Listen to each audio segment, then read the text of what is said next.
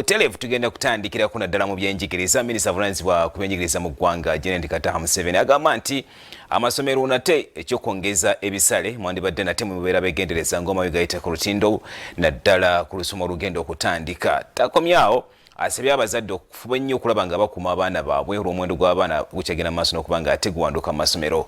Abayizi abali emitwalo 11,117 bano nno bayitidde mu ddaala erisooka. Kale kati birabe. Bivudde mu bibuuzo eby'ekibiina ekyomusanvu ebyakolebwa omwaka oguwedde wakati w'ennaku z'omwezi 8 ne 9 Novemba 2022, Bifulumiziddwa Minista n'alabula ku bisale by'amasomero ng'asinzidde Nakasero mu Kampala. Abayizi emitwalo 83,254 be beewandiisa wabula emitwalo 81,110 be baabituula mu bifo omutwalo 14,691 era beeyongeddeko. Minista Jenerali Katta 7 ow'ebyenjigiriza n'emizannyo ategeezezza nti olukiiko lw'abaminisita lwakutuula lusalewo ku bisale kuba abazadde tebali bulungi, n'ategeeza amasomero okusigala ku bisale ebyaliwo ttaamu ey'okusatu omwaka oguwedde. That lasting solutions. It is my prayer therefore that our schools, the government aided schools and even the private schools will adhere now to our guidance not to increase school fees in the next term as we all seek a fair and lasting solution to this matter. Minista alambuludde nti kituufu waliwo okulinnya kw'ebikozesebwa naye ate ebyenjigiriza birina kuzingira mu baana bonna. But we must also be considerate of the plight of those parents and guardians. It is my prayer therefore that our schools,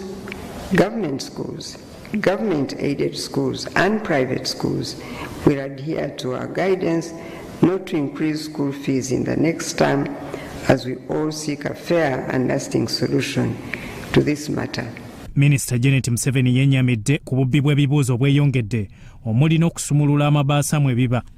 I have the faith and confidence that our judicial officers will accord appropriate sentences to those found guilty, and we are hopeful that this is the first time that example will be seen out in the public so that people may know that this can no longer be accepted or cannot be business as usual anymore. Dr. Joyce Moriku Kaduchu, Minista omubeezi w'ebyenjigiriza ebisookerwako, ategeezezza nti abayizi beeyongedde mu primary nga kati bali obukadde 10 nga kitadde ku maanyi gavumenti geetadde mu byensoma. And I'm happy to inform the nation that government policy on education is to ensure one primary school per parish. Currently, out of the 10,595 parishes in Uganda, 90% parishes have got primary schools. Daniel Odong, Executive Director wa UNEB, ategeezezza nti abayizi bayise bulungi Olungereza n'okwongera ku muwendo gw'abayitidde mu ddaala erisooka n'abo abali mu masomero mu bibuga bataddeyo nnyo omwoyo. We see that 12.2% of our candidates were able to secure or to score at least a distinction 2. This compares to 7.2 in the previous year.